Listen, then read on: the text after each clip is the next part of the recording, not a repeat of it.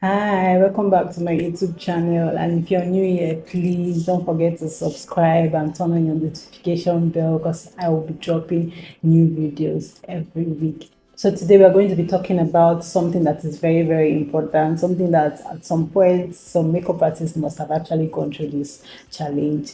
Yes, so we all know the struggle we all face when it comes to choosing our foundation that matches our skin perfectly well. Sometimes we go to store, we buy our foundation and it's looking, when we match it on our face or our skin, it's looking like it's the perfect match.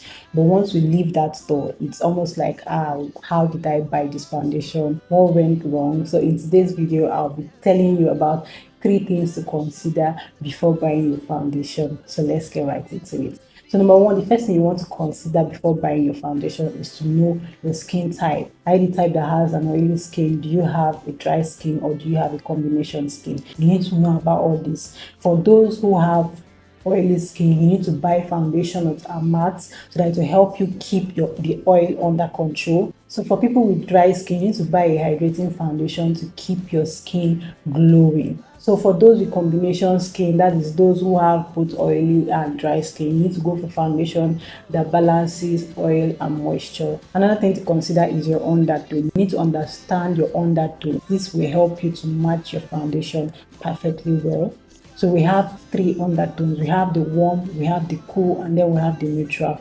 For warm undertone are people with yellow or golden hues. If you look at them, you can see their undertone has this yellowish or golden. So those are people with yellow undertone. Another way to know your undertone is to check your vein.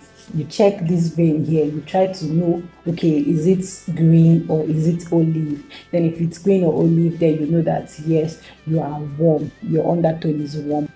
Then for those with cool undertone, they have red, pink, or blue hues. Then for people with cool undertones, their veins are mostly blue. So you need to find out if you have a cool undertone. So you can go for foundations that have either red, blue, or pink hues. So for people with neutral undertones, these ones are people who have a mix of both warm and cool undertones. So if you're neutral, you need to go for foundations that is labeled as neutral. So it depends on the product. There are some foundations that have these labels, while there are some that do not. So for those who have warm undertones, you need to check your foundation. If it says warm or golden, then it's the right foundation for your skin. So for those with cool undertone, the foundation is mostly labeled as cool or rosy.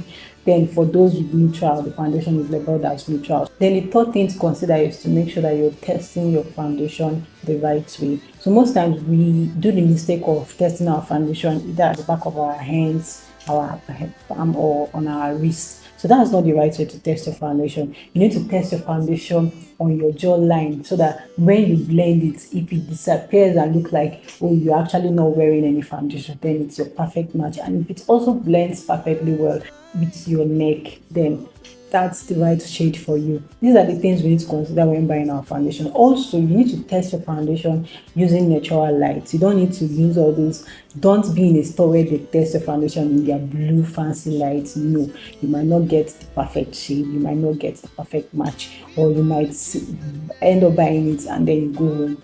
When you are trying to do it, when you're trying to test it or trying to match it to your skin one more time with natural lighting, and you're just going to find out that it's not actually your skin type, or sorry, skin, it doesn't match your skin. So these things are things you need to consider.